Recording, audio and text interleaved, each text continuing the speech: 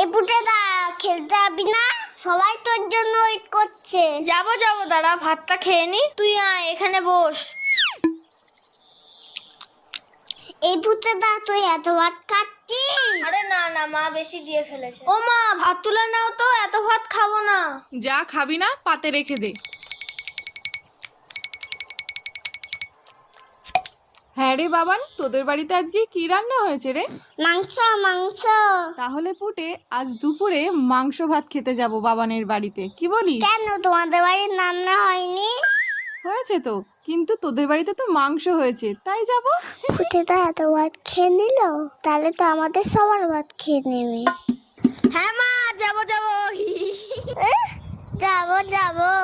না আমি তো মিথ্যে কথা বলেছি। বাবা তো পচা কাতলা মাছ এনেছে বাজার থেকে। আমি এখন যাই, সবাই আমাকে